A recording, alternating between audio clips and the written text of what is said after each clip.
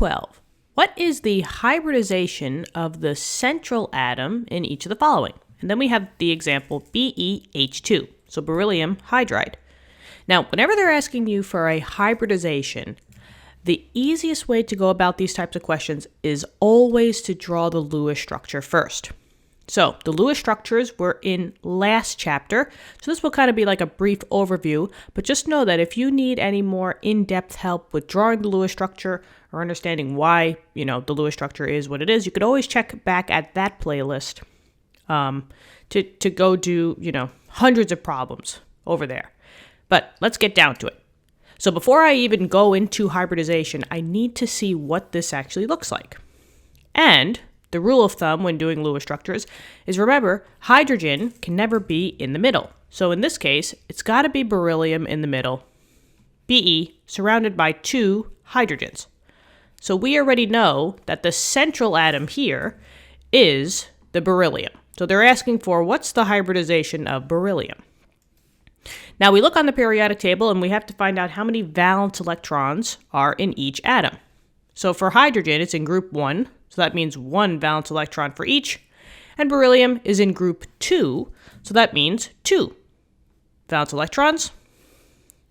Now just make a single bond, always a single bond first, and see if you have the octet. Now remember, hydrogen only can have one bond.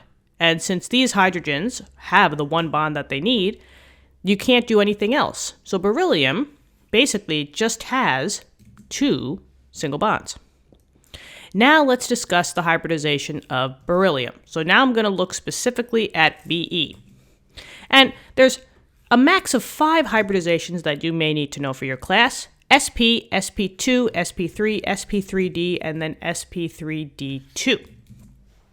Now, these come from, or how to easily know what hybridization is what, is just counting how many letters you see in these hybridizations.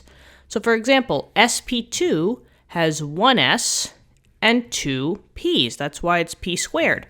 That's a total of 3 letters. And if you do this for all of them, you'll count the number of letters. So sp3 has a total of 4 letters. 1 s and 3 p's, that's a total of 4.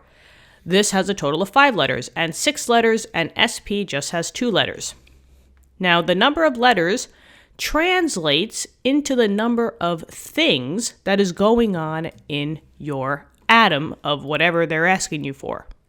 So if you have 2 letters, you have 2 things. If you have 3 letters, you have 3 things, etc., etc. But now, what constitutes a thing?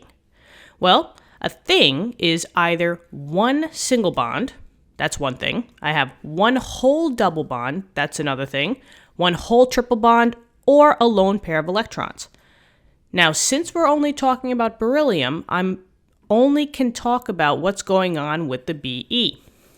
So, beryllium seems to have 1 single bond here, that's one thing, and a single bond here that it's connected to. So technically, beryllium has 2 things. It's got 2 single bonds, and each single bond is considered one thing. It has no lone pairs. I don't see any dots here, right? I don't see any other bonds that's extending out of beryllium. So 2 things, 2 letters. This is sp hybridized. And that's the answer. So what's the hybridization? sp. And be done with it. How cool is that? What'd you think? Hopefully this helped. Let me know in the comments. Thank you so much for viewing the video. Subscribe to the channel, and I'll be talking to you soon. Let's keep doing more problems, all right? I'll talk to you then. Bye-bye.